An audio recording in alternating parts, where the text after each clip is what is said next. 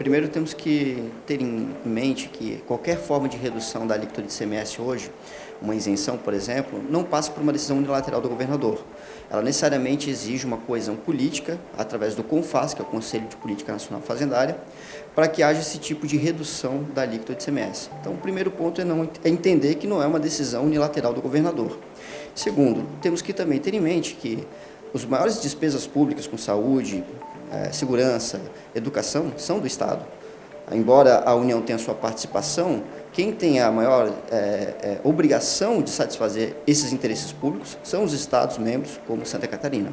Então, você hoje simplesmente zerar 20% da arrecadação do Estado de Santa Catarina por uma solicitação do presidente, não imaginar que todos os efeitos que se teria nos serviços públicos prestados pelo nosso Estado. Quais são as propostas que estão na mesa?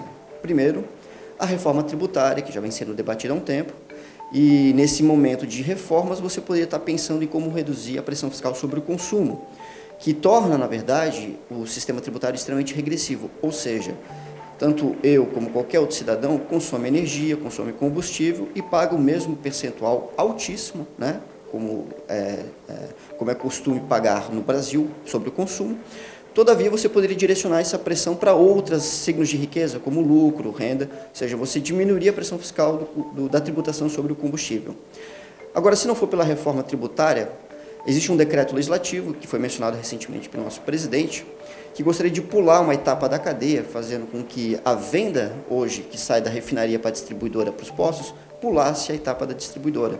Então, você manteria as alíquotas hoje dos tributos do ICMS e dos tributos federais como estão, mas tiraria aquele valor agregado que a distribuidora impõe na formação do preço. Isso reduziria, provavelmente, o preço dos combustíveis. E, claro, por último, né, a política de preço da Petrobras, que hoje ela é extremamente sensível ao câmbio. Temos hoje uma possibilidade de desaquecimento da economia global, agora com o coronavírus na China. Isso pode gerar uma ideia de depreciação dos ativos, o que faz com que procurem ativos mais seguros, como os títulos dos Estados Unidos. Isso provoca uma evasão de divisas que afeta o nosso câmbio, que hoje bateu 4,26. Hoje você tem, do ponto de vista tributário, 4 tributos que participam na formação do preço da gasolina, do combustível que chega na bomba. Você tem o ICMS, que representa em torno aí de 29% a 30%, dependendo de cada estado. Aqui em Santa Catarina é 25%. Você tem os tributos federais, que é a CID, o PIS e a COFINS, que são valores fixos por litro, que são cobrados, né, são formadores do preço. E tanto o PIS e a COFINS como o ICMS, eles são cobrados numa etapa única da cadeia. Então, por exemplo, a base de cálculo do nosso ICMS, ele é formado por um comitê técnico do CONFAZ, que estabelece um preço médio ponderado ao consumidor final. E a partir desse preço, que vem de estudos de como vai se comportar, como se comportou o preço dos combustíveis, gera-se uma base presumida em que se dirá a alíquota do ICMS. Então, existe uma série de variáveis na formação do preço, além, de, claro, né, o custo da produção, a oscilação do câmbio.